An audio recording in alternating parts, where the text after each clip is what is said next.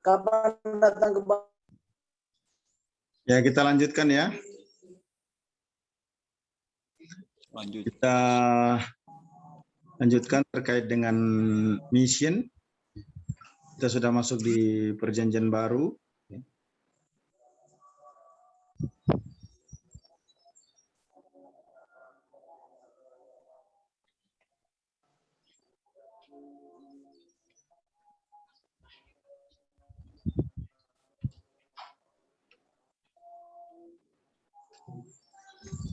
Oke, bisa dilihat PowerPoint saya?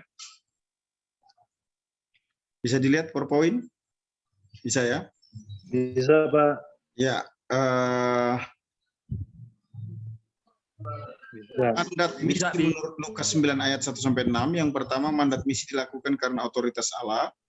Yang kedua, mandat misi dilakukan untuk memberitakan kerajaan Allah. Yang ketiga,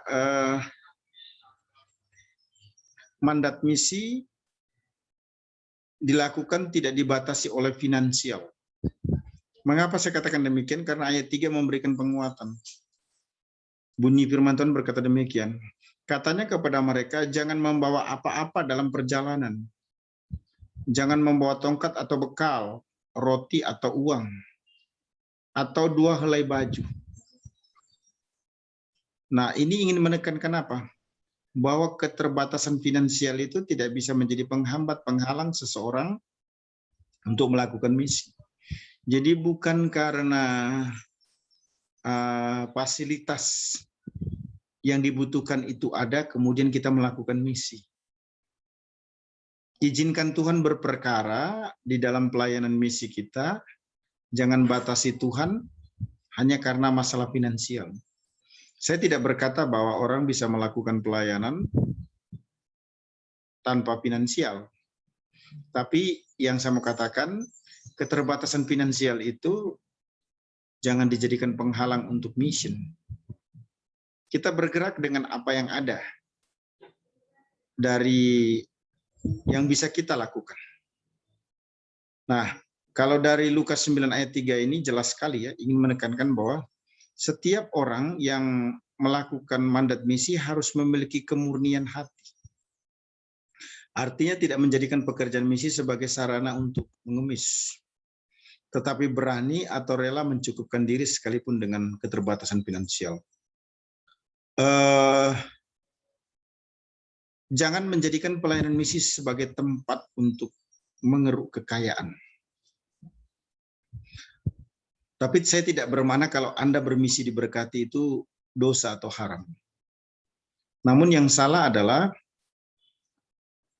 jangan menjual nama orang ataupun suku ataupun tempat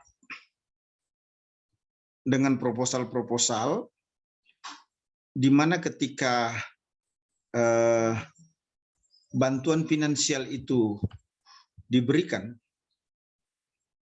justru yang mendapatkan persentase terbesar itu adalah misionarisnya, apakah lokal atau luar negeri. Itu jadi masalah ya. Jadi jangan menjadikan ladang misi sebagai tempat untuk mengeruk kekayaan. Nah, saya tidak berkata tidak boleh mengajukan proposal ataupun juga mencari dana, itu sah-sah saja. Namun yang harus disadari bahwa misi jangan dijadikan tempat untuk menjual orang, menjual daerah, atau menjual kemiskinan, kebodohan, keterbelakangan seseorang. Menjual dalam artian begini, kalau kita mencari dana, kalau kita mencari uang, kalau kita mencari dukungan, memberitahukan pelayanan kita yang susah, yang sulit, yang penuh dengan kemelut, tantangan, rintangan, semestinya ketika kita mendapatkan dukungan itu diberikan dengan persentase terbanyak kepada mereka yang kita promosi, bukan kepada kita sebagai pelaksana. Ini penting ya. Nah, kemudian yang keempat, mandat misi dilakukan bekerja sedang dengan umat Allah. Seorang misionaris tidak bisa melakukannya dengan sendiri ya. Dia harus bekerja sama dengan umat Allah yang lain karena ada potensi, ada sumber daya di dalam kehidupan umat Allah yang bisa digunakan untuk mission ini. Perhatikan ayat 4 sampai dengan ayat yang kelima ya. Lukas pasal 9. Dan apabila kamu sudah diterima dalam suatu rumah, tinggallah di situ sampai kamu berangkat dari situ. Dan kalau ada orang yang tidak mau menerima kamu, keluarlah dari kota mereka dan kebaskanlah debunya dari kakimu sebagai peringatan terhadap mereka. Maksudnya apa? Ini ingin menjelaskan bahwa mandat misi tidak dapat dilakukan sendiri. Nah, itu sebabnya harus bekerja sama dengan orang-orang yang bisa mendukung. Apakah itu berupa tempat tinggal, sebutlah tempat, ataupun yang lainnya. Nah, sebaliknya setiap orang yang menolak mandat misi, ya jangan melakukan kerjasama dengan orang tersebut. Tuhan memberi kesempatan peluang untuk bermisi itu sangat mulia. Jadi jangan pernah merasa bahwa kalau kita bisa mendukung sebagai umat Allah dalam pelayanan misi kita menjadi sangat berjasa. Keliru. Kita juga sebagai seorang misionaris, kalau bisa melakukan pelayanan misi, jangan terlalu merasa berjasa. Karena Allah tidak pernah berhutang dengan pelayanan kita. Ingat loh, semua pelayanan yang kita lakukan dalam mission ini, dalam pelayanan misi ini, itu tidak sia-sia. Kita akan mendapatkan upahnya nanti dalam pemerintahan kerajaan 1000 tahun. Bagi Tuhan, melakukan misi atau bekerja di ladangnya tidak ada yang gratis. Tidak ada yang sia-sia, tidak ada yang percuma. Mungkin secara manusiawi hidup di dunia, ekonomi kita tidak mengalami penanjakan ataupun terobosan ataupun progres yang signifikan. Tapi jangan lupa, karena kita sudah memberikan hati waktu di dalam mission ini, maka kita akan mendapatkan upahnya nanti. Apa itu? Memerintah dalam kerajaan 1000 tahun. Jadi ketika seseorang mendapatkan kesempatan untuk melakukan pelayanan misi, perlu diketahui dengan sangat. Yang berkepentingan itu bukan Allah tapi kita. Maksudnya bagaimana? Begini. Tuhan itu ingin membagi kemuliaannya bersama dengan kita. Jadi pelayanan misi ini adalah media atau sarana di mana Tuhan mau berbagi kemuliaan. Dalam pemerintahan kerajaan 1000 tahun, damai secara eskaton, itu jangan lupa. Kristus menjadi maharaja yang akan memerintah, dan kita sebagai body Christ Church believer, itu akan mendapatkan kehormatan, mendapatkan kemuliaan untuk memerintah bersama dengan Kristus. Nah, jadi apa kita nanti di sana? Sebutlah, karena itu di bumi maka ada sistem pemerintahannya. Jadi RT, RW, lurah, camat, wali kota, bupati, dan sebagainya. Ini penggambarannya. Karena kerajaan 1000 tahun itu bukan di sorga. Tapi kerajaan 1000 tahun itu di bumi, di mana Kristus memerintah. Sebagai maharaja dan kita adalah raja-raja kecil. Kualitas porsi, kapasitas yang Tuhan berikan untuk kita gunakan waktu memerintah dalam kerajaan 1000 tahun di bumi, itu tidak tiba-tiba. Tapi rekodnya sebelumnya itu dilakukan ketika kita masih hidup. Inilah kesempatan untuk menabung di account milenium, shalom milenium, kerajaan 1000 tahun damai. Kapan? Waktu di bumi. Saya sangat mengapresiasi orang-orang tertentu yang memang punya calling, bukan karena gagal atau tidak mampu bersaing, bukan karena diskualifikasi, bukan karena tidak punya kemampuan atau potensi, tapi memang dia mengambil keputusan dengan matang untuk melayani suku-suku yang terabaikan, yang kita sebut sebagai unreached people group, komunitas yang belum dijangkau bagi Kristus.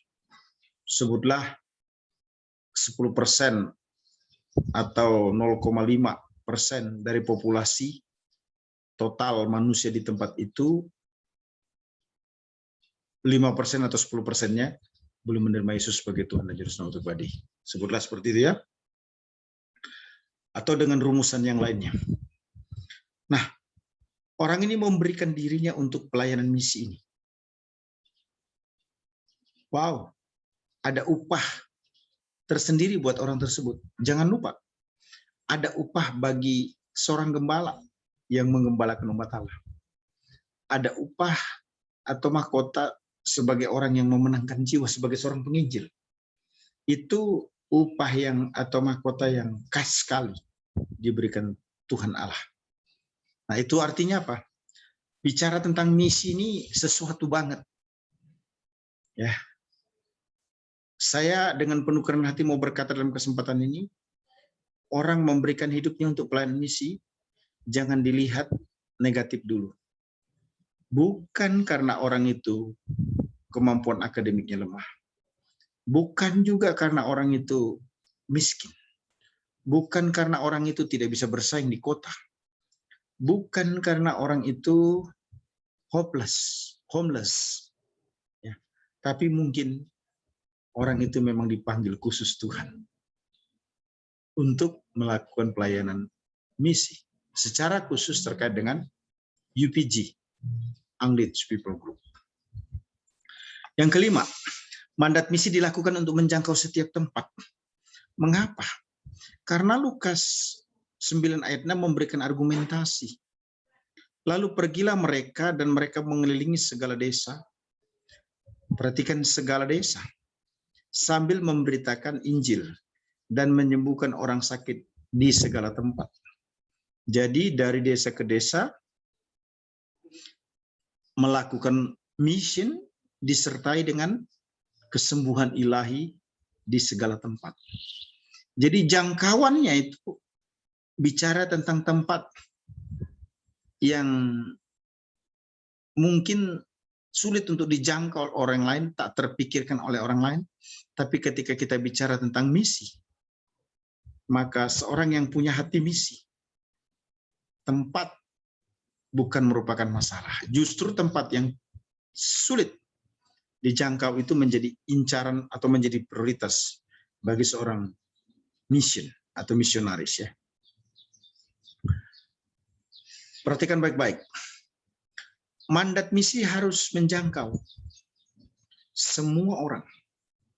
Karena misi tidak hanya dikhususkan untuk orang-orang yang berada di kota-kota, berada di tempat-tempat keramaian, tetapi berada di tempat yang sunyi, bahkan mungkin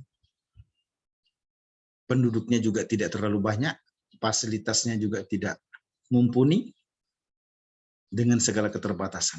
Kenapa? Karena Yesus juga mati untuk mereka.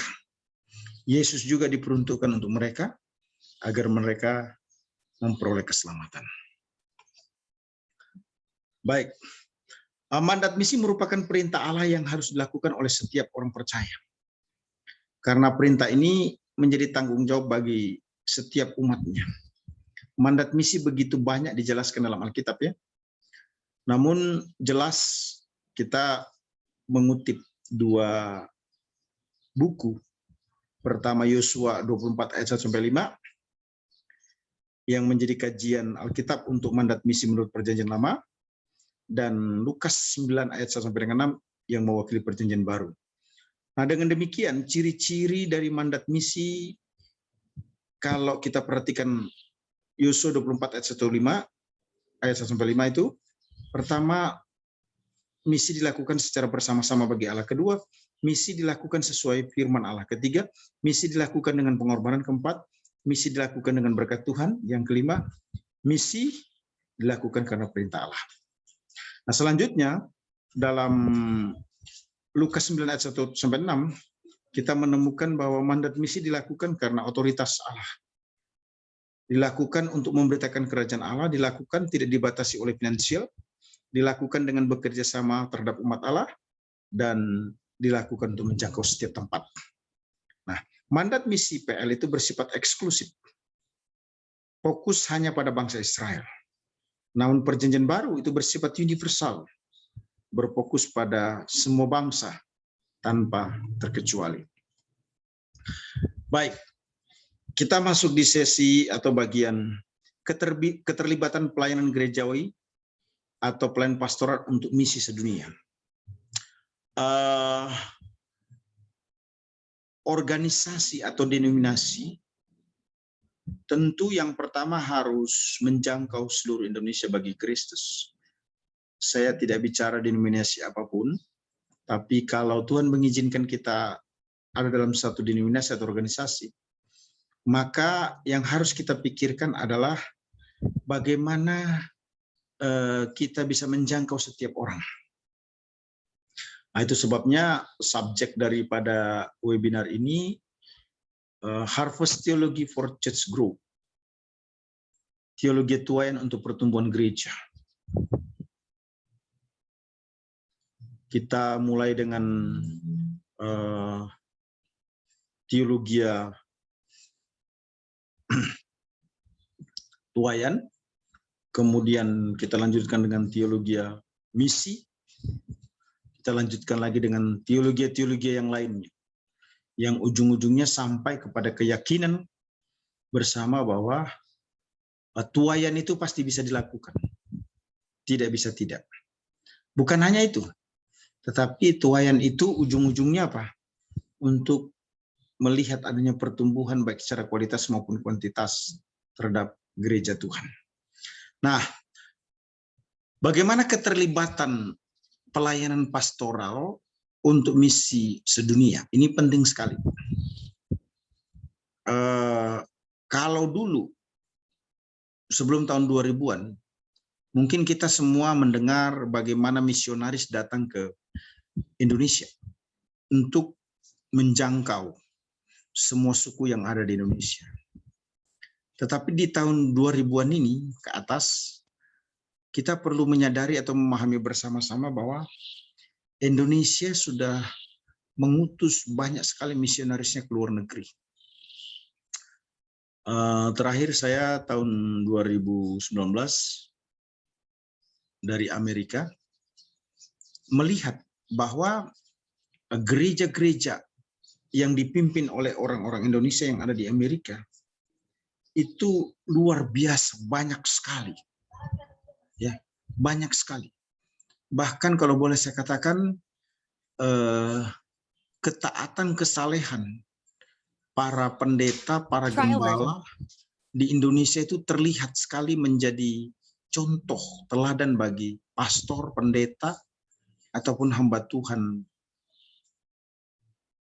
yang ada di Amerika. Maksud saya orang-orang asli yang tinggal di sana atau lahir di sana, atau yang sudah lama tinggal di sana menjadi imigran, ya. Bukan hanya dari segi keteladanan hidup yang saya lihat. Bagaimana para pelayan Tuhan di Indonesia, dari Indonesia itu sudah high impact, memberi pengaruh yang sangat kuat bagi Amerika. Dari segi pengajaran atau doktrin, orang-orang Indonesia yang belajar teologi di Indonesia, pelayanan ke sana, dia tidak terkontaminasi dengan pengajaran lokal seperti LGBT, ya, dan lain sebagainya. Ini menarik.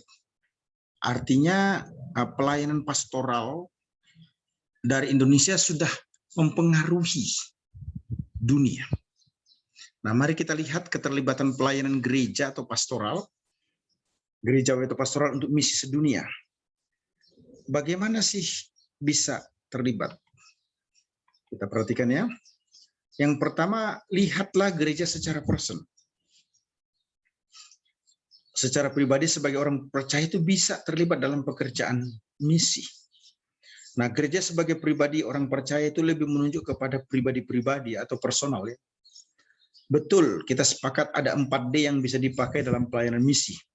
Sebutlah dana, daya, doa, data. Saya ulangi, 4 hal yang sangat penting untuk kita pahami, mengerti secara pribadi untuk pelayanan misi. Pertama, data. Data yang kita mau jangkau bagi Kristus. Kedua, doa. Apa yang kita sudah doakan. Kemudian dana, support financial. Kemudian daya, skill, kemampuan berdaya tahan dan kemampuan untuk mempengaruhi orang lain bisa menerima Yesus. Nah, tanpa data apa yang bisa kita doakan? Tanpa data apa yang bisa kita kerjakan sebagai sumber daya yang ada?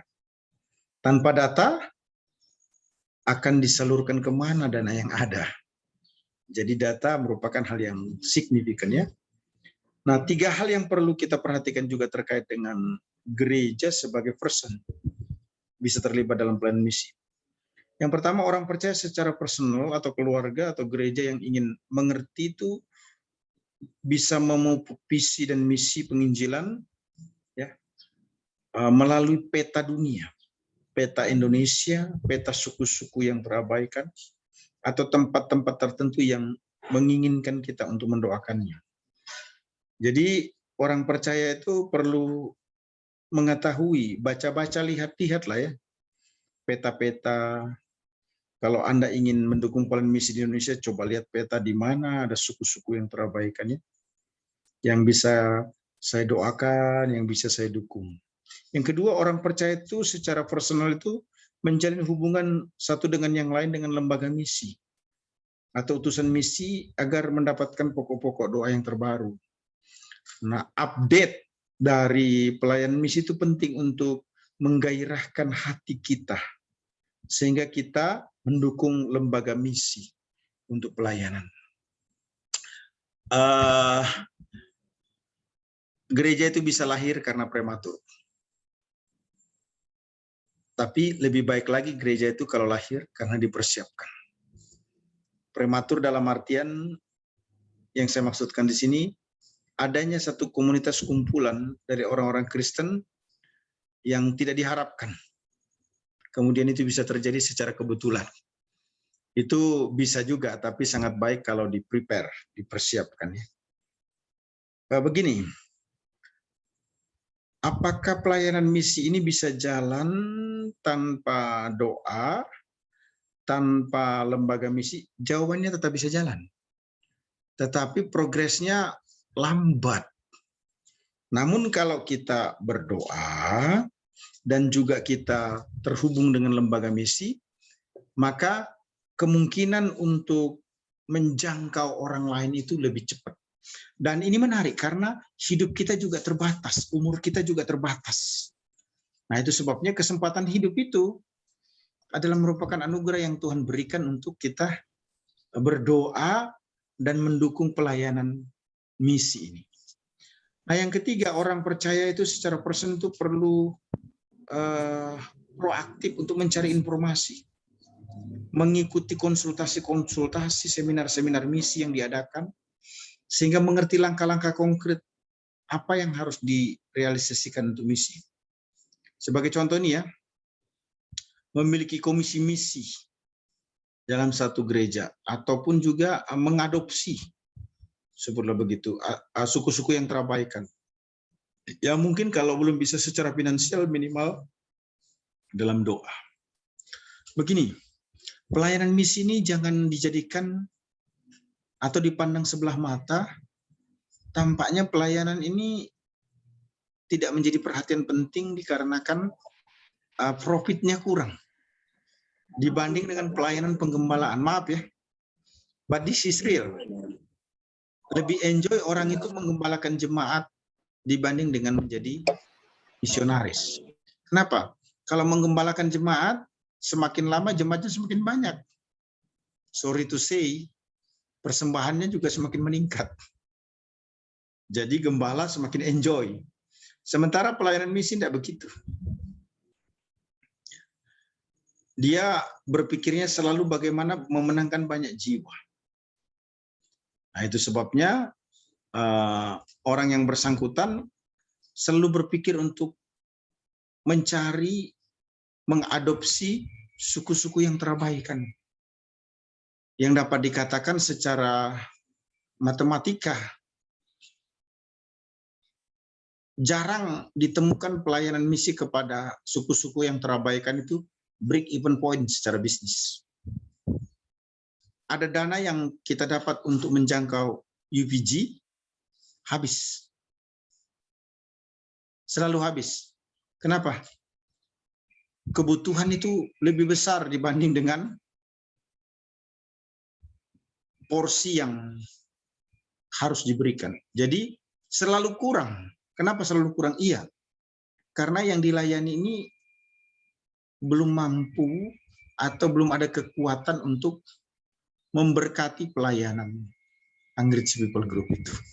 Itu sebabnya pelayanan Anggris People Group itu ada suku-suku terabaikan itu perlu diorganize secara baik sehingga ada kontinuitas, ada sasaran, ada laporan pertanggungjawaban yang bisa disampaikan kepada para donatur. Bisa ada celengan misi sebenarnya ya kalau kita mau bicara secara jujur ya. Begini, kadangkala kita selalu berpikir untuk bisa mendukung pelayanan misi itu dengan jumlah uang yang besar. Padahal sebenarnya tidak harus begitu. Pelayanan misi itu bisa didukung dari celengan kita. Kalau Anda mau mengambil uang di bank untuk mendukung pelayanan misi, it's good. Tapi saya kira kita masing-masing punya kebutuhan yang berbeda-beda. Terus bagaimana caranya bisa mendukung pelayanan misi? Buat celengan. Saya tidak berkata memberikan yang sisa, karena itu satu pernyataan yang kurang terhormat. Tetapi kalau kita mulai membuat celengan untuk mendukung pelayanan misi, wow, itu sangat baik. Jangan berpikir untuk melakukan sesuatu yang besar, tapi kita tidak bisa mengerjakannya. Namun kita dari apa yang bisa, yaitu dari hal-hal yang kecil. Coba perhatikan Rut 2 ayat yang kedua ya. Rut perempuan Moab itu berkata kepada Naomi, biarlah aku pergi ke ladang memungut bulir-bulir jelai. Perhatikan, memungut bulir-bulir jelai di belakang orang yang murah hati kepadaku. Dan sahut Naomi kepadanya, pergilah anakku. Ini mau menunjukkan bahwa Rut itu mengumpulkan bulir-bulir jelai sedikit demi sedikit untuk pemenuhan kebutuhan hidup bersama dengan mertuanya. Di mana dan bagaimana caranya? Di belakang orang yang berjalan di depanmu. Jadi kalau ada orang yang bermurah hati tidak mengambil bulir-bulir jelai itu, dialah yang ambil. Naomi lah yang, Rut lah yang mengambil. Ini prinsipnya ingin menekankan apa? Menabung atau celengan misi itu dengan mengumpulkan sedikit demi sedikit itu sangat baik. Nah, bila sudah pada waktunya celengan misi itu bisa diambil dan diberikan segera ke gereja atau lembaga misi. Jangan anggap ini sepele, jangan anggap ini enteng. Saya mau sampaikan dengan penuh kerendahan hati. Dengan tidak menyebut nama organisasi atau denominasinya.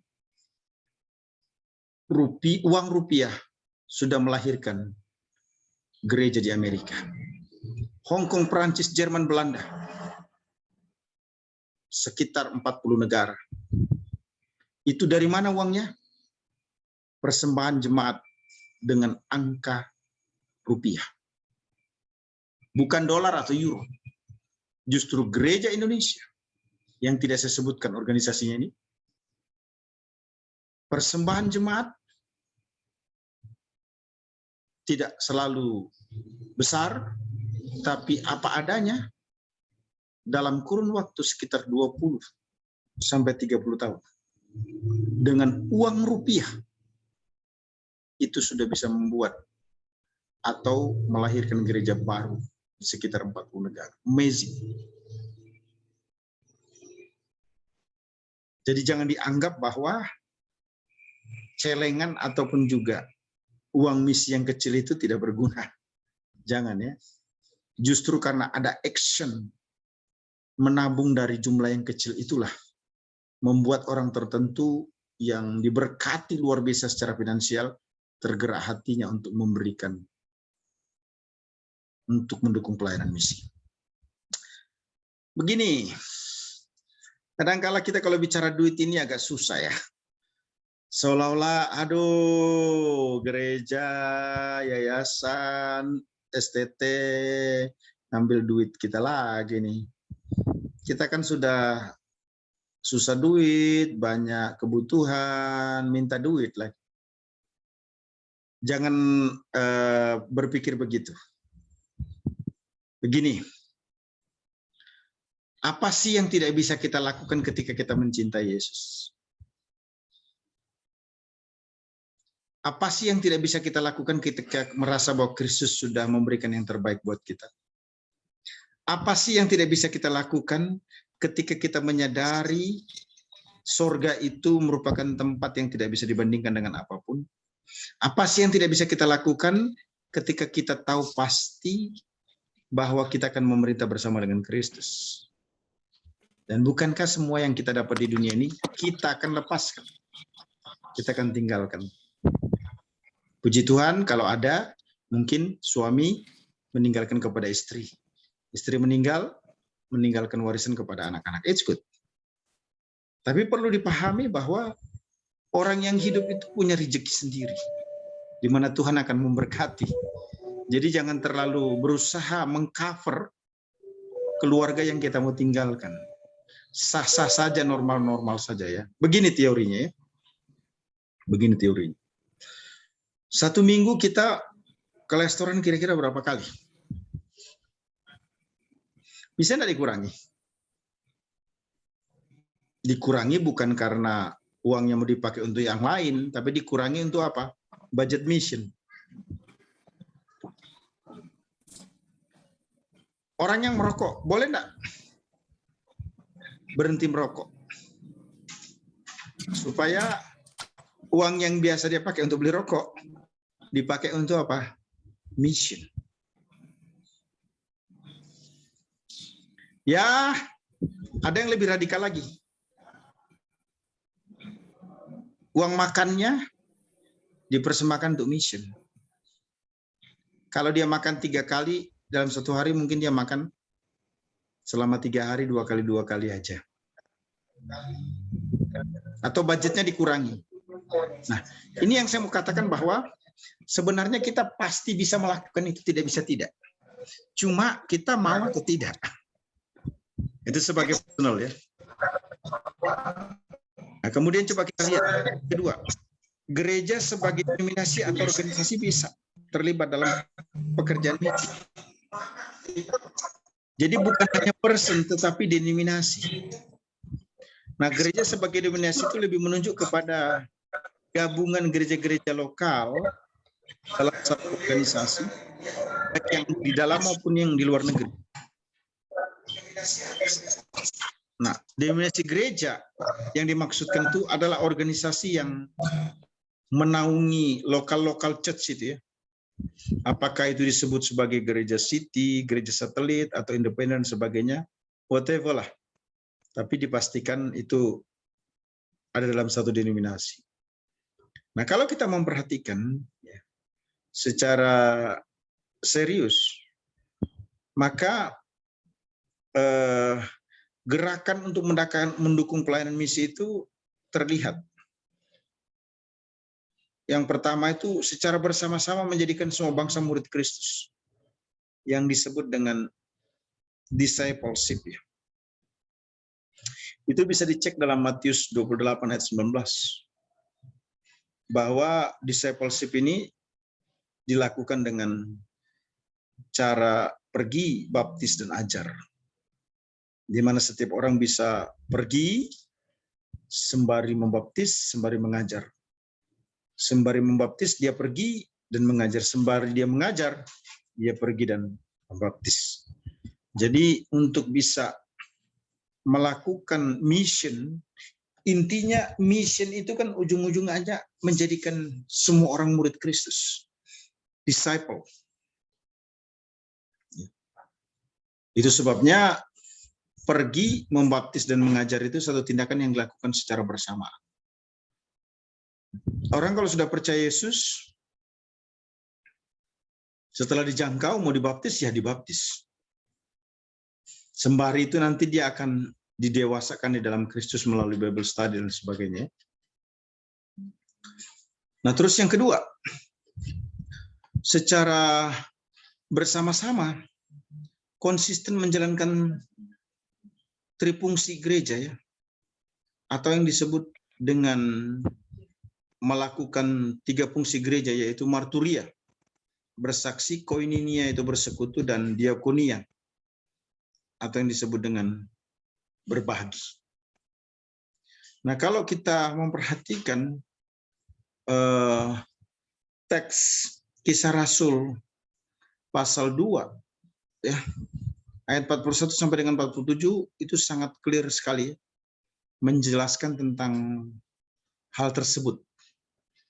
Jadi denominasi kalau mau bicara tentang misi, pertama dia harus bersama-sama dengan body Christ atau local church untuk menjadikan semua bangsa murid. Kemudian step yang kedua, bersama-sama konsisten menjalankan trifungsi gereja, tidak boleh mati ya. Dalam Kisah Rasul 2 ayat 47, marturia, koinonia, dan diakonia. Nah, yang ketiga yang tidak kalah menariknya itu secara bersama-sama dia harus berdampak atau berortis pada yang disebut dengan Seven Mountain atau yang disebut dengan 7 gunung. 7 gunung. Nah, pengajaran tentang 7 gunung Seven Mountain ini mencakup apa saja? Business, government, family, religion, media, education, art. Apa maksudnya? Orang percaya harus reclaiming Seven Mountain. Reclaiming itu artinya direclaim lagi. Maksudnya apa? Merebut 7 gunung itu untuk kepentingan misi. Saudara-saudara kita, sepupu, itu luar biasa tentang misi. Jadi agama Samawi itu ya adalah agama yang berusaha menjalankan misi. Klaim keyakinan iman itu bagus, walaupun tidak boleh dipaksakan. Yang Kristen berkata Yesus satu-satunya juru selamat, gitu ya. Sementara agama yang lain mengklaim juga sesuai dengan ajarannya. Alkitab mengatakan bahwa orang tidak bisa masuk surga kalau tidak lewat Yesus, titik, tidak ada komanya. Nah, itu bagus. Tapi jangan memaksa orang lain untuk menjadi Kristen. Nah, Seven Mountain ya, yang harus direclaiming, yang harus direbut itu sebenarnya akan membantu mendukung, membuat kita leluasa dalam pelayanan mission. Contohnya bisnis ya. Bisnis. Nah, di Indonesia itu ada namanya komunitas Full Gospel Businessman Fellowship Internasional, FGB MFI. Itu untuk laki-laki. Kemudian komunitas pebisnis untuk perempuan disebut LOF atau Ladies of the Fellowship. Ya. Ada beberapa tokoh-tokoh pebisnis yang takut Tuhan yang sukses ya.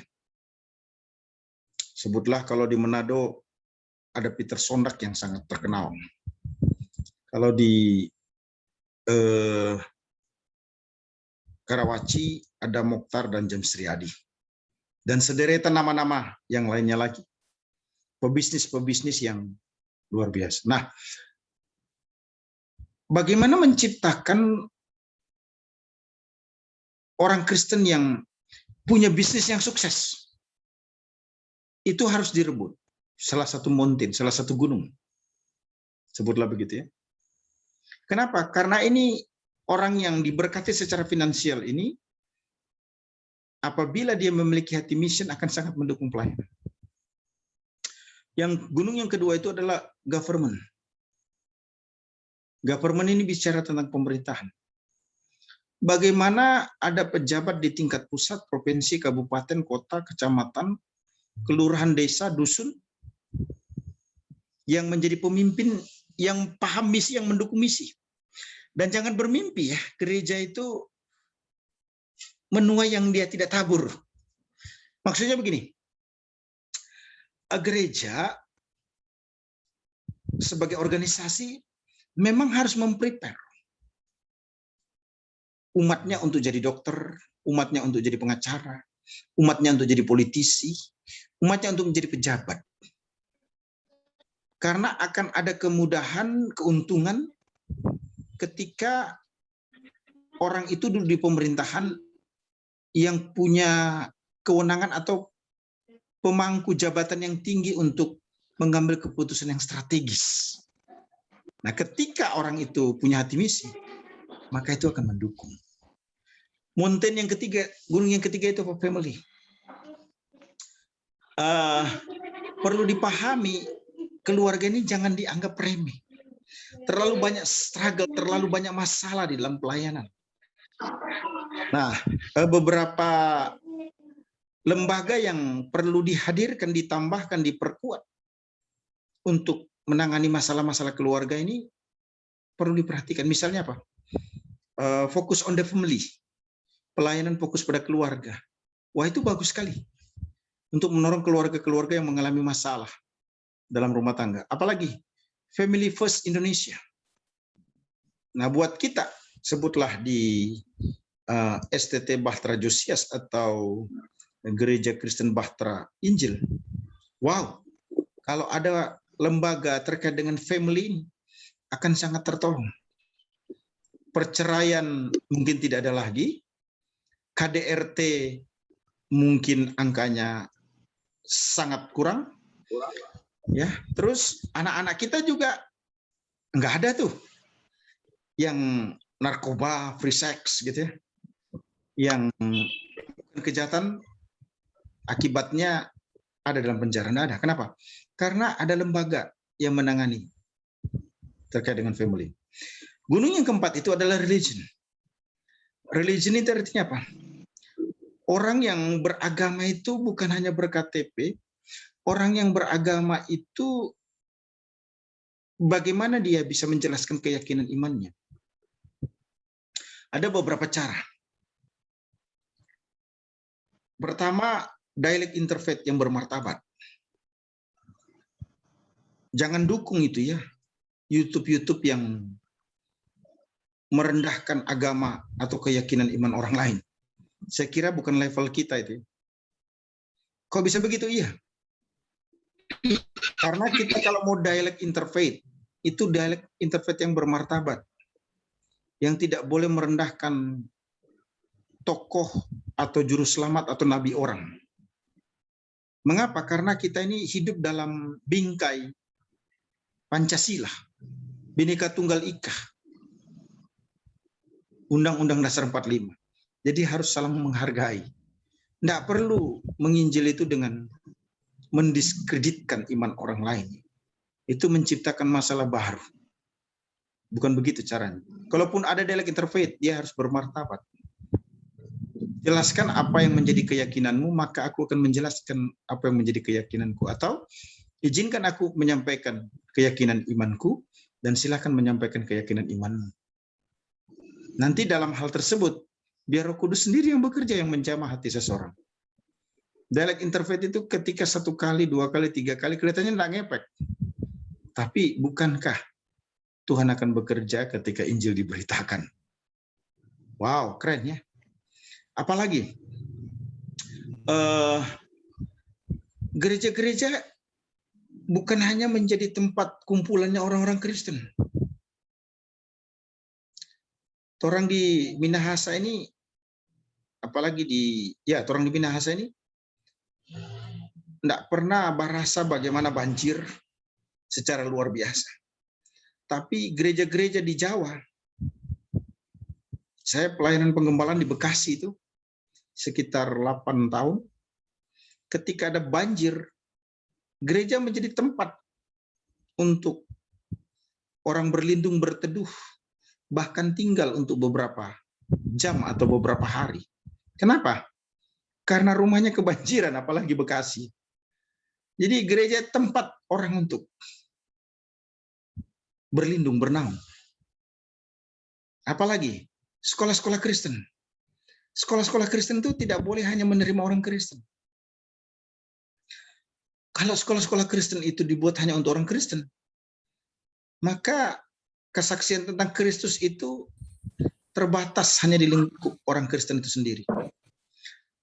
Apakah Bapak Ibu sudah lupa berapa banyak orang yang justru terima Yesus dari latar belakang Kristen karena sekolah, dulunya di sekolah Kristen. Ketika dia menjadi dewasa, dia tidak asing dengan kekristenan.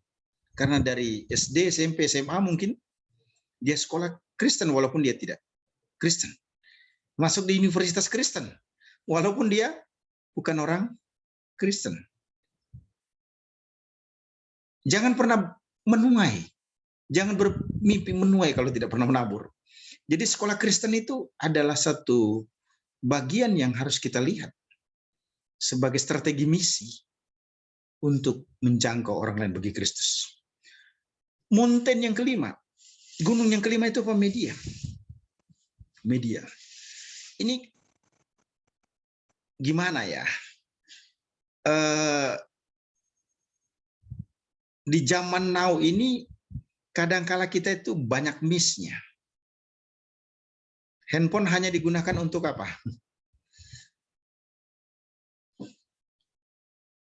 Nonton YouTube, kirim-kirim gambar, telepon, kirim message.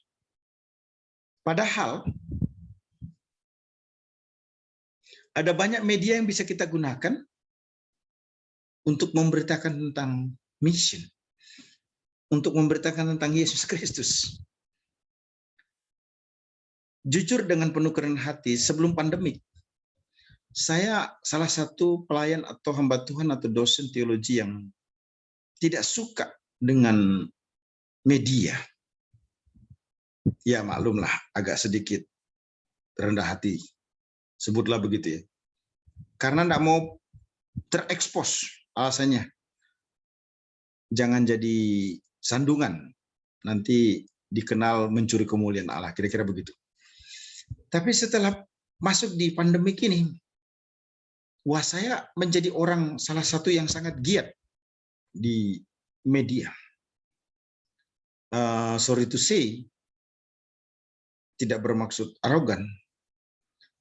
Mulai Oktober 2020 sampai hari ini, khotbah saya di YouTube Rem Ministry hampir 200 kali.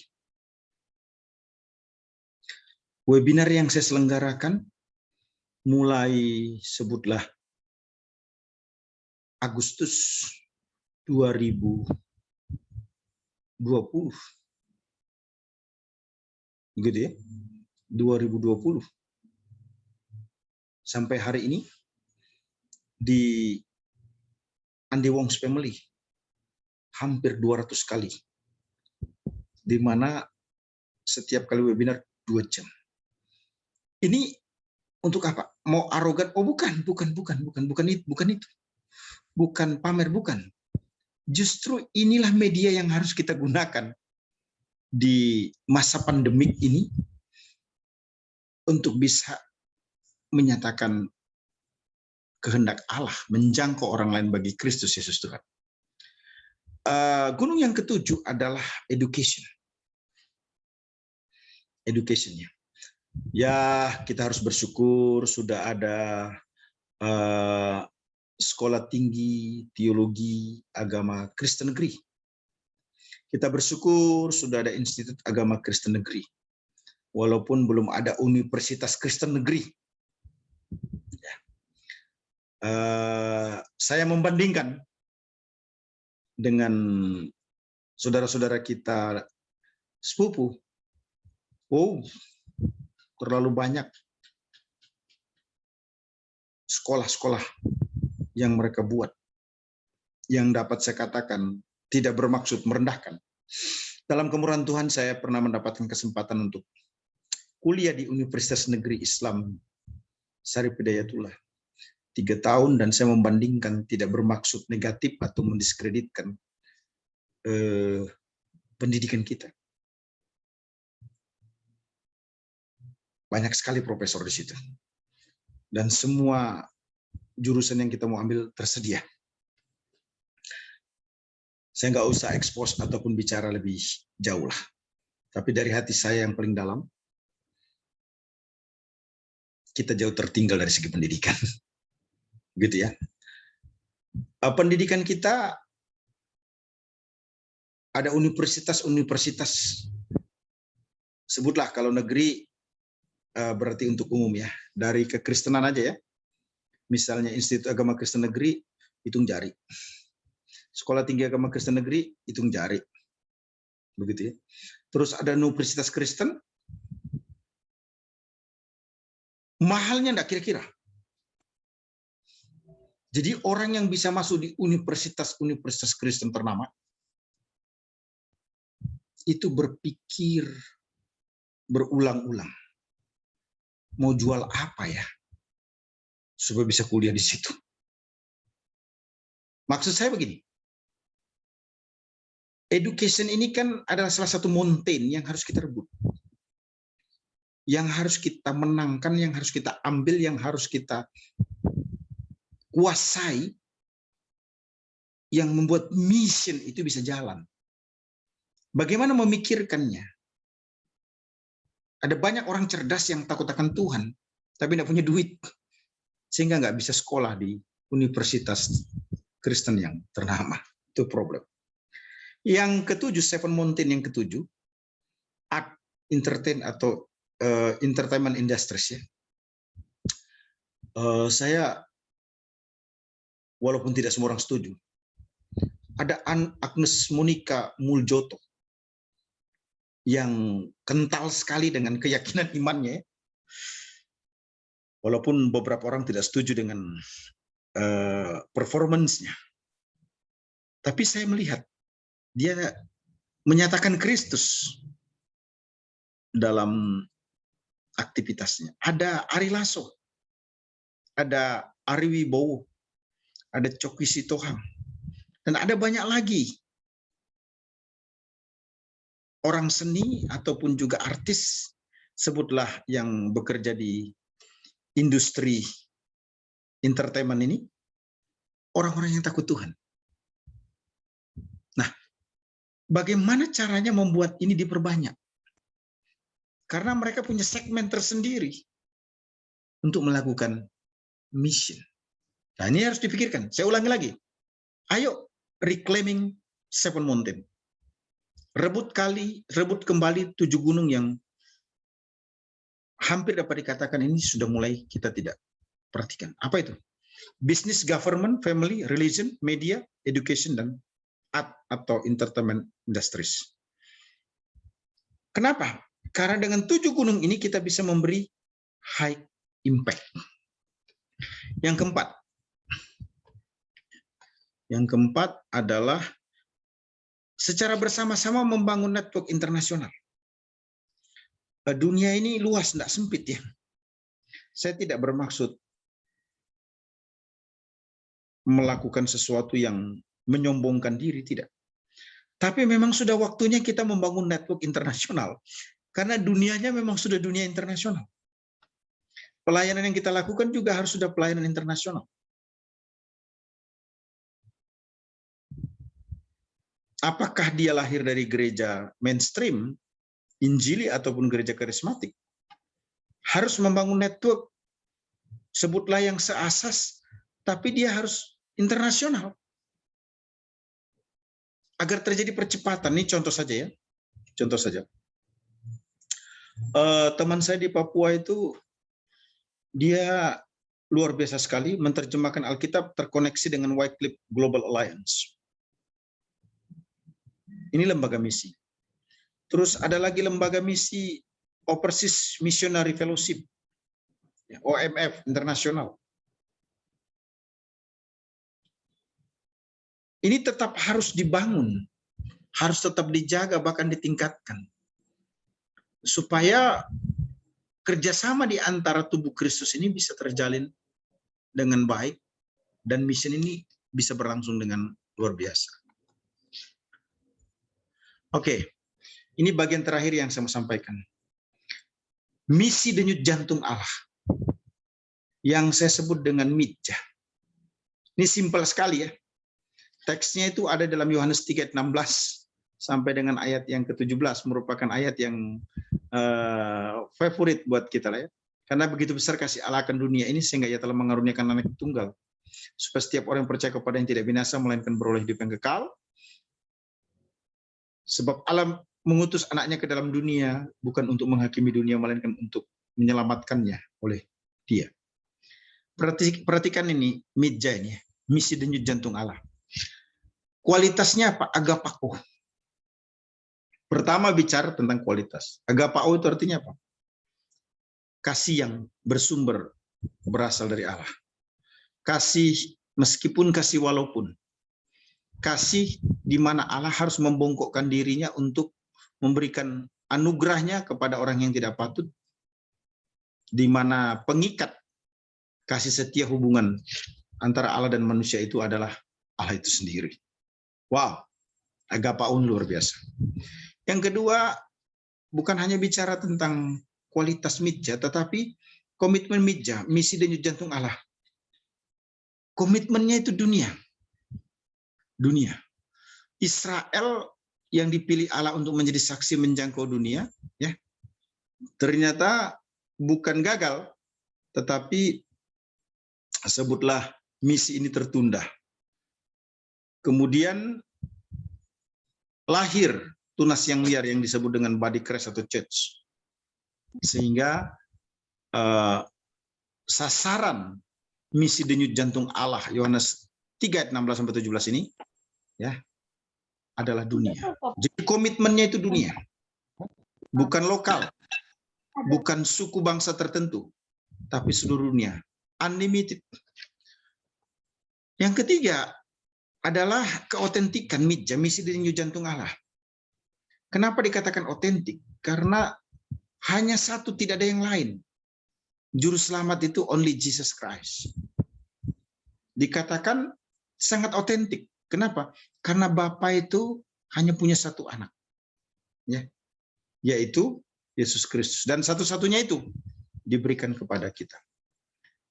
Yang terakhir, konsekuensi mitja, misi denyut jantung Allah, apa itu? Konsekuensinya tidak binasa kalau menerima Yesus, ya. Tidak dihakimi, melainkan diselamatkan. Ya, saya kira cukup presentasi saya.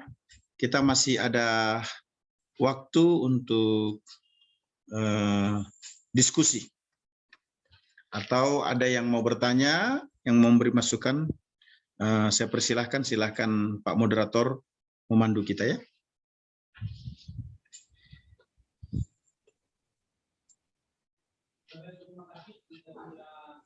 Ya baik, terima kasih. Kita sudah mendapatkan materi teologi misi Alkitabiah, contoh bagaimana perjanjian lamanya dari kisah Yosua, dan kemudian berikutnya pada perjanjian baru dari Yohanes 9 ayat 1 sampai 6. Nah, sekarang silakan yang mau bertanya langsung saja.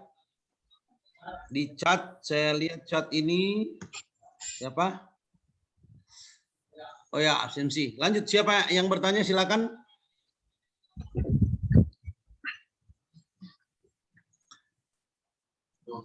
Silakan Bapak Ibu saudara sekalian yang ingin bertanya.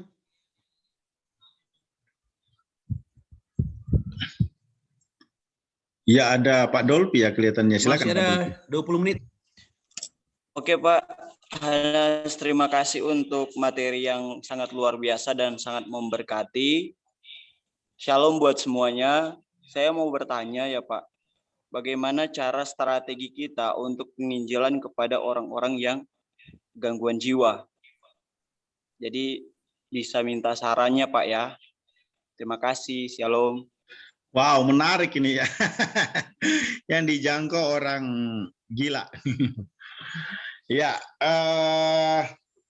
saya tidak terlibat langsung. Dalam artian saya tidak menanganinya.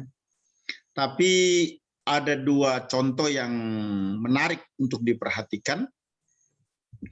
Dan yang bersangkutan ini, yang pertama langsung bicara sama saya karena saya sering khotbah di gerejanya di Tangerang. Terus yang kedua ini, contohnya ini mahasiswa yang saya tugaskan untuk satu mata kuliah, kemudian dia melakukan research di tempat itu. Nah, yang pertama dulu yang saya mau sampaikan ya, ada satu gereja di Jakarta yang sangat peduli dengan orang gila. Jadi ada hamba Tuhan yang memang ditugaskan untuk mencari orang gila di jalan-jalan itu. Nah, ketika orang gila itu ditemukan, orang gila ini langsung diangkut pakai mobil, ya. Diangkut pakai mobil, kemudian dilayani. Tentu namanya gila, masalah pertama adalah masalah kesehatan kan. Kukunya dibersihin, rambutnya dipotong, tubuhnya dimandiin, ya didandanin lah normalnya manusia. Kemudian diberikan treatment secara spiritual, didoakan, ada yang berpuasa untuk yang bersangkutan gitu ya. Kemudian yang sangat luar biasa itu selalu diberikan perhatian. Tekanan utamanya itu adalah sharing life, hidup bersama-sama dengan orang itu. Jadi orang gila ini impossible bisa diinjili kalau kita tidak hidup bersama dengan dia. Itu tekanan utama yang disampaikan oleh teman saya atau sahabat saya. Nah, dalam komunitas itu orang gila ini dapat dikatakan 95% sehat. Kenapa? Karena orang gila yang sudah didandani ini, yang sudah dikasih baju, yang sudah dimandiin, yang rambutnya sudah dipotong, ya maaf kata juga mungkin diajarin sikat gigi dan sebagainya, mau tidak mau tuh dihadirkan dalam kebaktian, dihadirkan dalam doa, dihadirkan dalam ibadah, ya, diajarin untuk tenang, didampingi gitu ya. Sekali, dua kali, tidak ada manfaatnya, tidak ada untungnya, tidak kelihatan progresnya. Tapi bayangkan kalau 3 bulan sampai 6 bulan, ada perubahan enggak? Setannya aja lari itu kalau memang dia jadi gila karena setan. Kenapa? Karena ada hadirat Allah Roh Kudus dan juga ada darah Yesus dan firman Allah yang didengungkan. Nah terus 3 sampai 6 bulan itu orang gila itu merasakan kasih, merasakan cinta, merasakan caring, merasakan kepedulian. Oh, saya sudah melihat banyak sekali orang gila itu bisa jadi hamba Tuhan. Jadi penginjil yang hebat. Jadi gembala yang militan. Karena sudah mengalami kesembuhan. Nah, jadi teknik yang pertama, ini ada gereja di Jakarta yang memang punya tim khusus. Orang-orang gila itu diangkut pakai mobil dan diberikan pelayanan khusus. Itu gereja. Nah, yang kedua, mahasiswa saya ini memberikan laporan. Memberikan laporan karena yayasannya adalah yayasan Kristen. Sama case-nya. Orang gila itu dijemput juga. Perlakuannya hampir sama. Kira-kira begitu ya. Cuma karena yang satu ini yayasan, maka dia bersifat interdenominasi dalam artian tidak mewajibkan orang gila itu untuk harus melayani Tuhan, tetapi dia akan dipulihkan, disembuhkan. Nah, treatment yang dilakukan sama. Tidak ada caranya, tidak bisa kita menginjil orang yang gila itu. Orang yang gila itu tiba-tiba diinjil itu omong kosong. Tidak bisa. Nah, kalau begitu, kalau kita memang terpanggil untuk menginjili orang gila, apa yang harus kita lakukan? Bangun tim. Kita harus punya tempat untuk membantu mereka. Punya orang-orang yang mensupport secara finansial. Punya tim doa, ada juga tim yang berpuasa, tim untuk menyampaikan firman Tuhan. Ya. Di program yang baik. Saya kira kalau memang itu adalah merupakan panggilan Tuhan buat brother kita Dolphy, itu sangat mulia. Tapi memang harus digumuli, diolahkan, dan juga perlu direncanakan sedemikian rupa. Tidak bisa melakukan sendiri itu. Harus dilakukan dengan tim yang ada. Dan memang kesaksian-kesaksiannya itu berat. Tidak sesimpel yang kita bayangkan. Bayangkan kalau orang gila itu hamil, bagaimana dia melahirkan di tempat pembinaan mental daripada yang kita buat dan sebagainya. Banyak case-nya ya, banyak case. Nah, sebaiknya sih hemat saya kalau mau memang serius, observasi dulu, belajar dulu di tempat yang lain, baru buka pelayanan yang seperti itu. Kalau memang itu panggilannya. Ingat baik-baik, orang gila itu tidak bisa terima Yesus kalau kamu injili. Dia butuh waktu, disehatkan dulu. Karena orang yang menolak Injil atau menerima Injil itu hanyalah orang yang ada dalam kesadaran. Bukan dalam kondisi yang gila. Terima kasih.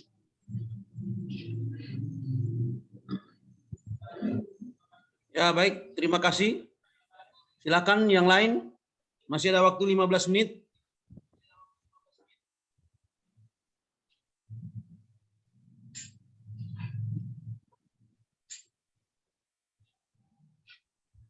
Pak Pendeta Ferdi Tulung, Batam. Shalom. Shalom, Terima kasih. Pak. Ya, silakan Pak. Terima kasih, Pak Pendeta.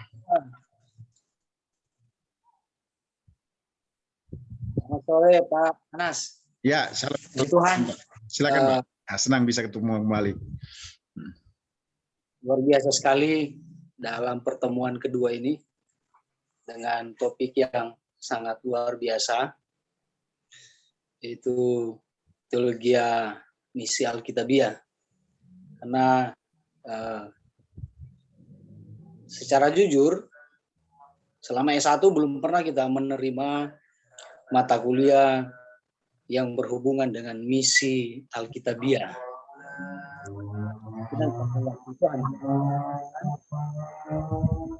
Misi pada waktu itu di STTBJ sangat menarik dan saya menikmati materi yang ada karena saya senang belajar. Nah, yang menjadi pemikiran saat ini saya adalah bagaimana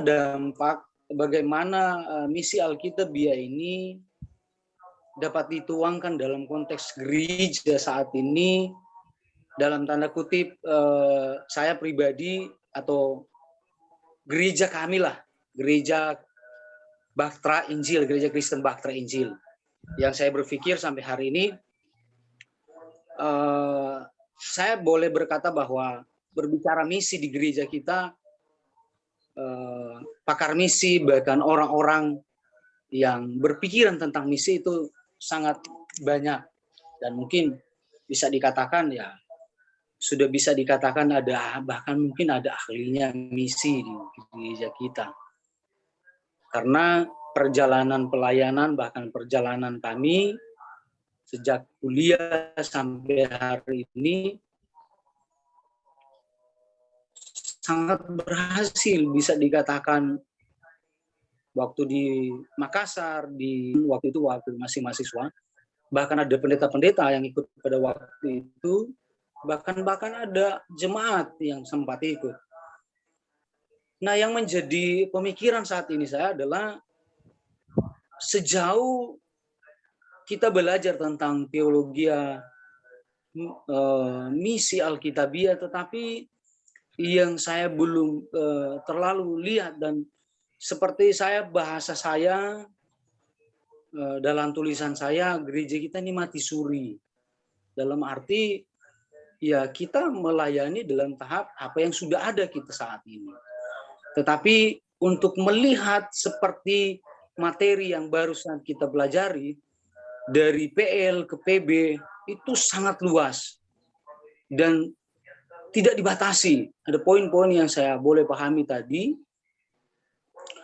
Dari secara khusus dari bangsa Israel dengan satu harapan Tuhan ingin membuat bangsa Israel ini supaya bisa menjadi wakil Allah di tengah-tengah dunia, tapi bisa dikatakan mereka gagal. Kita bisa dikatakan lah kita lah imamat rajani itu yang meneruskan yang Tuhan beri anugerah untuk bisa melayani. Nah, oleh karena itu sampai kepada perjanjian baru, penekanan baik dari materi tadi, bahkan kalau pergi kamu ke seluruh dunia, artinya dalam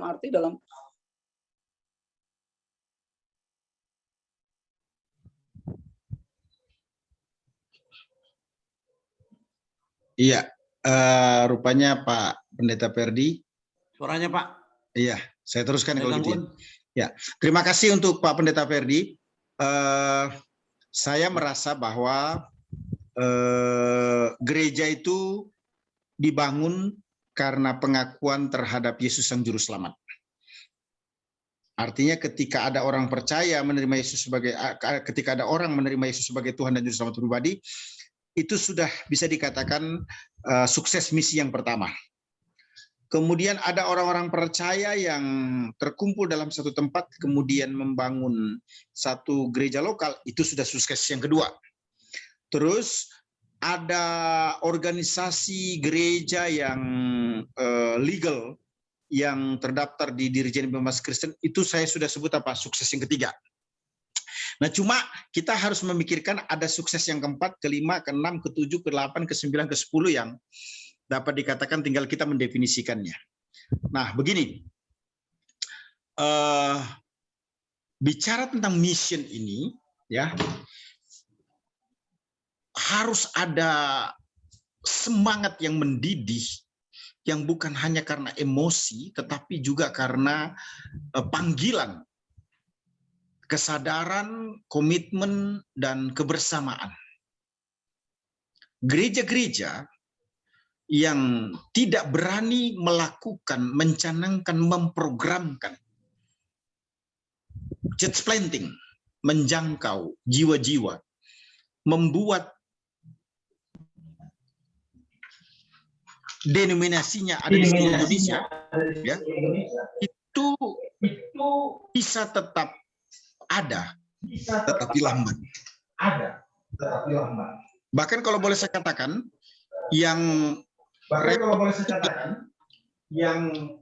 repotnya bahwa gereja-gereja yang ada dari satu denominasi, jika dia tidak memikirkan penanaman gereja baru, maka dia akan menjadi gereja yang tradisional, gereja yang tua, gereja yang terkebelakang, yang sangat berbahaya jika tidak mengikuti perkembangan atau perubahan zaman dengan memperhatikan tentu kebutuhan jemaat-jemaat yang all generation dikawinkan dengan young generation. Artinya generasi tua dengan generasi muda harus ada dan saling dipenuhi kebutuhannya di dalam gereja.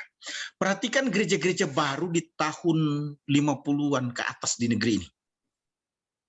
Itu tumbuh seperti jamur. Saya tidak bicara apakah itu gereja karismatik atau non-karismatik ya. Tapi yang paling utama adalah mereka mencoba untuk menawarkan, menyiapkan, memikirkan, dan melakukan sesuatu yang relevan dan yang menarik. Gereja-gereja baru ini justru berkembang begitu pesat. Nah, jangan sampai terjadi di satu organisasi itu begini. Kami surplus pendeta. Kenapa surplus pendeta? Karena kami sudah terlalu banyak pendeta di gereja. Akibatnya sekolah teologi tutup dulu untuk sementara. Mengapa? Karena tamatan kami mau ditaruh kemana? Mau dipakai di mana? Sebab kami kebanyakan pendeta, kebanyakan mahasiswa teologi, kebanyakan alumni dibanding dengan tempat. Nah, timbul pertanyaan. Sadar atau tidak bahwa ketika seseorang ataupun gereja tidak memikirkan penanaman gereja, tidak melakukan church planting, wah itu bahaya sekali. Kenapa bahaya? Karena kita tidak bisa berdoa agar gembala-gembala yang umurnya 60-70 itu cepat mati. Supaya pendeta-pendeta yang umur 30-40 ini bisa menggantikannya. Itu berdosa. Atau kita tidak bisa mengkudeta gembala-gembala yang sudah ada di gereja lokal. Karena kita yang muda ini brilian, punya skill, punya keahlian, punya kemampuan, punya pengaruh, punya pengikut, akibatnya kita secara diam-diam melakukan kudeta atau demonstrasi di satu gereja sehingga kita menurunkan pemimpin atau gembala yang ada di tempat itu. Nah, saya kira kurang elok. Yesus tidak pernah mengajarkan begitu. Yesus tidak pernah mengajarkan begitu. Nah, gereja-gereja yang sudah ada ini, yang survive ini di satu denominasi ini, biarkan saja dia terus berkembang, biarkan saja dia tetap bertumbuh. Tetapi juga gereja yang besar ini harus memberi kerelaan, bahkan memikirkan untuk melakukan pemekaran. Jadi prinsip menggembalakan dengan ratusan ribuan jemaat dengan tidak mengizinkan membuka pelayanan yang baru itu kekeliruan. Ingat bahwa kalau saya sebut gereja pelayanan itu adalah PT Amanat Agung, di mana pemiliknya cuma satu, Yesus Kristus. Dan kita ini siapa? Kita ini adalah orang-orang yang dipercayakan untuk mengerjakan pelayanan itu. Jangan salah loh, ada 3 kualifikasi yang membuat kita berkenan layak atas pelayanan: motivasi, metode, dan mutu. Begitu. Nah, jadi hati-hati. Jangan sampai generasi tua dan generasi muda ini perang dingin. Ketemu smile sih, salaman, tegur, tapi di dalam hati gondok. Lu kapan tinggalin gereja itu? Udah tua, prestasimu sudah nggak ada. Nggak sadar diri kamu ya, mestinya kamu udah turun, saya ganti. Tapi yang tua juga nggak mau. Kenapa? Wah, ini masalah tahta saya, ini masalah kursi saya, ini masalah keluarga saya, ini mengenai masa depan saya. Siapa kamu yang muda? Nah, untuk menghandle semuanya ini apa yang harus dilakukan? Sebaiknya. Dan itu saya lihat di mana-mana. Organisasi harus mencanangkan secara sehat, rapi, sistematis, sesuai dengan deadline, berapa pos yang mau dibuka. Siapa church planternya, bagaimana membiayainya, bagaimana aturan mainnya. Maka saya percaya, pasti ada jalan. Ini satu contoh saja ya. Saya tamat dari Sekolah Tinggi Teologi Injili Indonesia. di pusat Yogyakarta. Kampus kami ada sekitar 15 sampai 50 di Indonesia. Kenapa STT ini tetap survive? Karena visi Indonesian for Christ 111. Tidak ada orang yang bisa tamat dalam lembaga ini kalau tidak membaptis 15 orang minimal di generasinya dan mendirikan satu pos PI. Teman saya, senior saya, ada yang di Amerika, ada yang di negara-negara lain. Tetap konsisten dengan visi 111. Jadi church planting itu menjadi DNA, menjadi sesuatu yang menggairahkan. Sehingga kita tidak lagi gontok-gontokan. Ya, yang tua merasa tidak nyaman dengan yang muda pengen nurunin yang tua dari posisinya sebagai gembala. Nah, kalau church planting kita lakukan, maka saya kira kita semua akan melihat secara bersama-sama kepentingan misi ini. Terima kasih. Ya, terima kasih, Dr. Hanas. Masih ada waktu 5 menit. Silakan. Ada yang ingin bertanya, memanfaatkan waktu yang sisa 5 menit ini?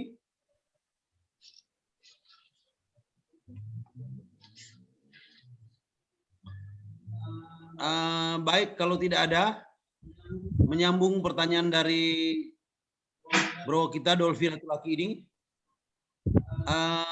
bagaimana orang yang sejak lahir gila dan setelah melalui proses penyembuhan dan sebagainya, dia tetap seperti itu. Bagaimana tentang keselamatannya dia? Oh gitu ya. Tentang- Oke. Ini the last question ini ya, Pak Tua ya. Ya, the last question. Ini posisi yang saya pegang. Tidak ada pernyataan yang literlek di dalam Alkitab untuk orang yang demikian. Kita mau baca PL maupun PB ya. Tapi ada pendekatan teologi atau pendekatan berpikir yang bisa kita gunakan. Begini, orang itu dari lahir dia gila, kemudian mati kan? Kira-kira begitu kan? Nah, timbul pertanyaan, apakah orang itu masuk neraka atau masuk surga? Pertanyaan ini sebenarnya sangat sensitif ya. Sangat sensitif. Maka saya ingin memberikan ilustrasi dulu. Orang itu dinyatakan menerima Yesus karena sadar. Orang itu dinyatakan menolak Yesus karena sadar. Jadi, orang yang menerima dan menolak Yesus itu adalah orang yang sadar. Nah, kalau begitu pertanyaannya, ada enggak orang yang bisa menolak Yesus kalau dia tidak sadar? Tidak ada. Ada enggak orang yang bisa menerima Yesus kalau dia tidak sadar? Tidak ada. Jadi hanya orang yang sadar, akil balik, yang sehat akalnya, yang bisa menerima Yesus. Sekaligus juga hanya orang yang akil balik atau sehat yang bisa menerima Yesus. Jadi orang yang menerima Yesus maupun yang menolak Yesus sebagai Tuhan dan Juru Selamat pribadi, itu orang yang punya kemampuan secara akaliah maupun secara iman. Nah, terus timbul pertanyaan, boleh enggak, saya justru mengajukan usulan ini, boleh enggak disamakan dengan orang yang gila itu sama dengan orang yang baru lahir kemudian mati, atau baby yang belum punya kemampuan menerima atau menolak. Nah, butuh kajian yang lebih panjang sebenarnya, tapi karena waktunya ini singkat, maka saya mau menyampaikan.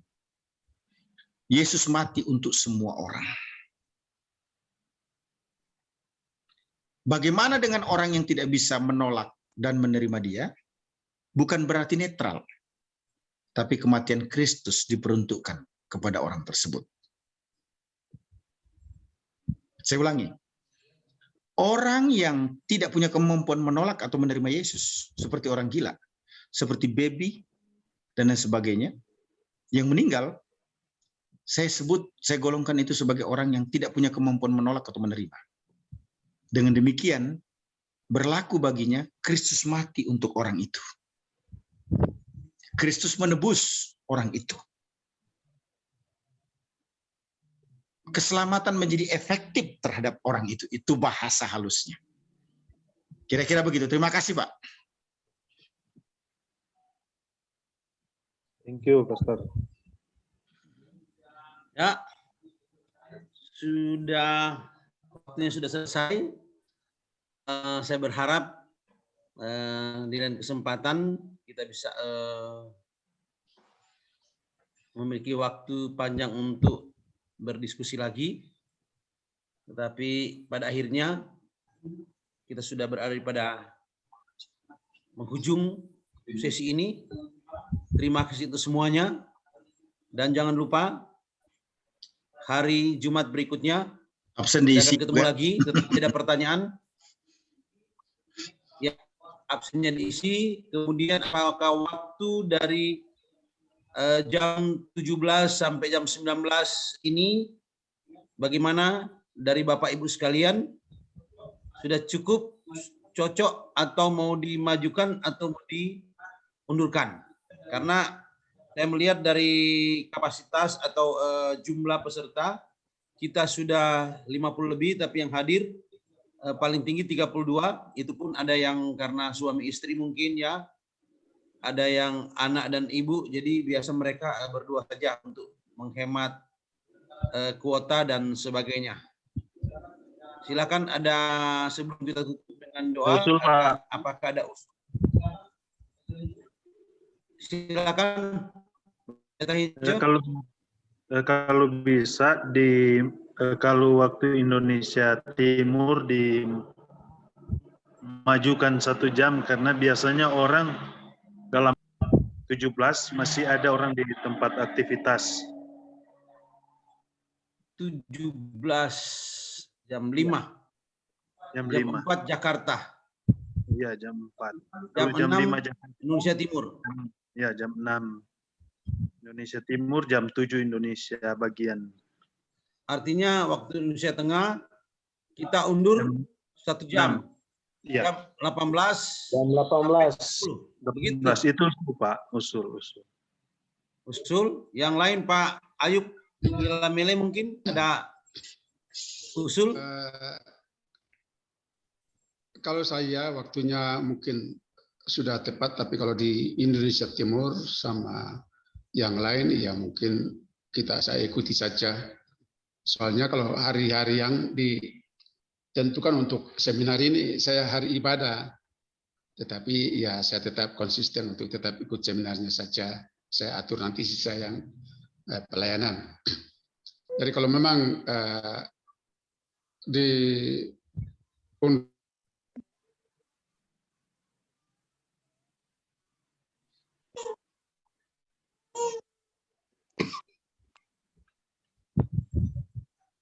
Ya, sudah bisa untuk Pak Ayub. ya, Boleh tahu di mana Pak? Bagian timur atau bagian tengah? saya di Jawa Tengah, Pak. Di Jawa Tengah ini. Jawa Tengah. Jawa Tengah. Oke. Kalau Ayub, Kalau waktunya, ya kalau saya Komitmen Hence. Ya silakan Pak Ayub. ya kalau saya jam 6 juga bisa, di Indonesia Barat juga bisa. Oke. Ya, terima kasih Pak. Oke. Sudah 2 yang mengusulkan, berarti waktu Indonesia 18.00 sampai 20.00. Bagaimana?